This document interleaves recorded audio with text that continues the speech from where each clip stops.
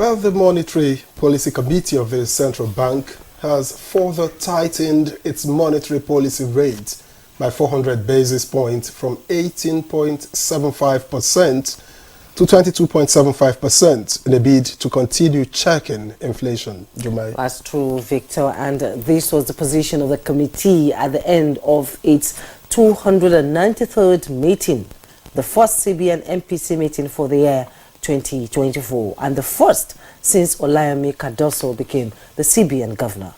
That's true. And the CBN governor said after weighing microeconomic conditions within and outside the country, it becomes critical to increase the rate. The committee also increased cash reserve ratio from 32.5% to 45.0%, asymmetric corridor at plus 100 and minus 700, while liquidity ratio is at 30%. And you know, all these numbers sort of get you confused. Well, that's why we'll have them to break them down and talk about it. And the committee's decision were centered on the current inflationary and exchange rate pressures, projected inflation and rising inflation expectations. Members were concerned about the persistent rise in the level of inflation and emphasized the committee's commitment to reverse the trend as the balance of risks leaned towards rising inflation. Notwithstanding, the committee acknowledged the trade-off between the pursuit of output growth and taming inflation, but was convinced that an enduring output expansion is possible only in an environment of low and stable inflation. That's the hope of every Nigerian, and that's not all, Victor. You know, members also noted the decision to transit to an inflation targeting framework as essential to addressing the persistence of inflationary pressures in the economy, and commended the fiscal authority for its invaluable support. Well, the MPC also deliberated extensively on the activities of speculators, which are putting upward pressure on the exchange rate with high pass-through to inflation. In all, members were convinced that ongoing reforms in the foreign exchange market will yield desired outcome in the short to medium term. Now, how will the key decisions taken by the MPC help in getting Nigeria out of the current situation? This and other issues will shape our conversation as we take a look at Monetary Policy Committee decisions. I am Victor. As always, a pleasure to have you join us on the program. Indeed, and Nigerians watching should just follow us to understand the dynamics of the MPC. And I also join Victor in welcoming you to the program. We are reaching you live on the network service of the NTA. We'll be serving you our usual dish, newspaper review, and the news segment. And right now, Comfort Amodi is sitting comfortably. Hello, Comfort. Good morning. Good morning, Jimmy and Victor. Good morning, Nigerians.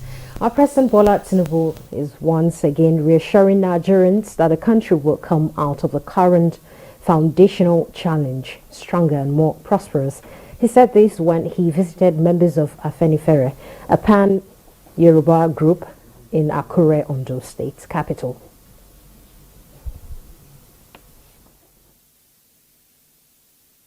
We are going to turn the twists and bends, and we are going to straighten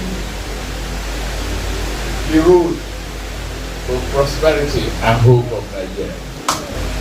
We go back to the farm, grow what we eat, yes, feed ourselves,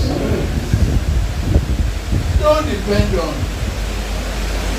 other people, and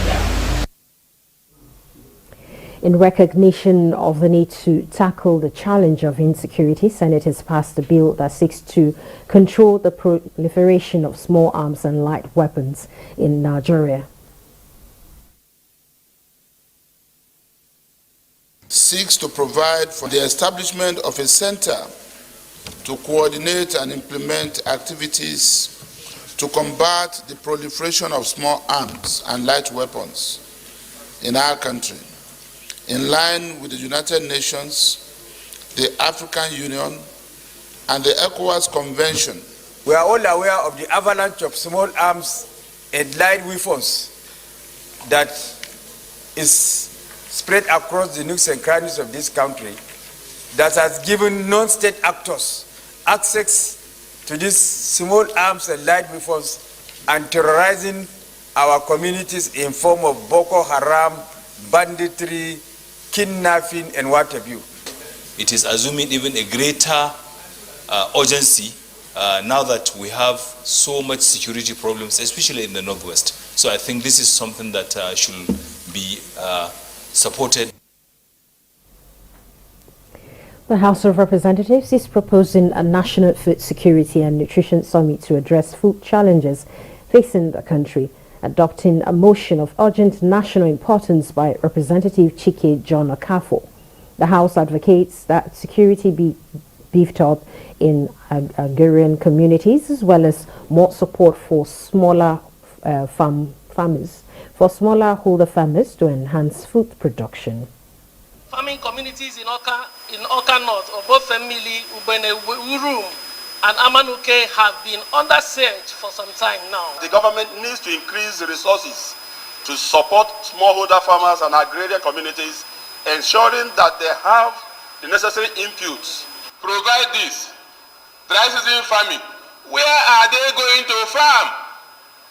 In as much as there is still insecurity in the land, farmers cannot go to their farms. Niger State is sitting on a land mass that is almost 10% of the total land mass of the country. And I can assure you that more than 50% of the land mass is secured and arable for agriculture. The road between the farm and the market is so bad. So beyond insecurity, there is that need for infrastructure to connect the markets to the farm.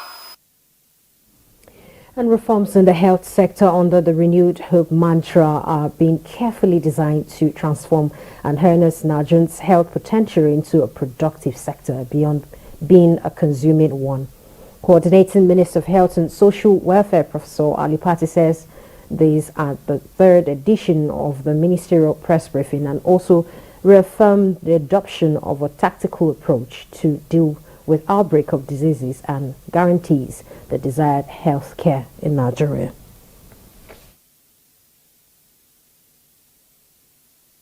Over the last several months, 2,497 doctors, nurses, and midwives have been recruited in our primary healthcare centers to fill gaps and to help in delivering services.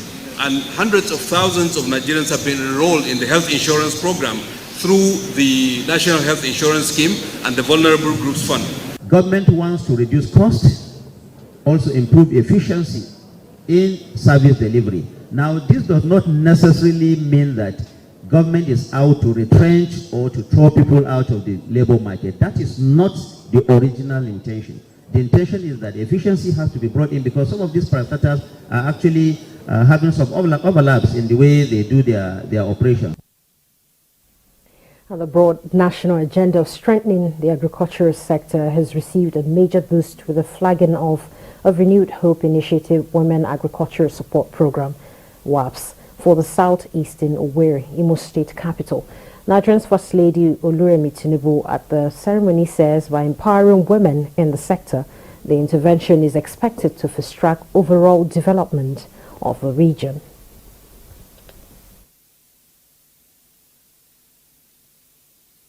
This dual approach of the Renewed Hope Initiative and the National Agricultural Land Development Authority, NALDA, demonstrates a comprehensive strategy to address the various challenges faced by women farmers.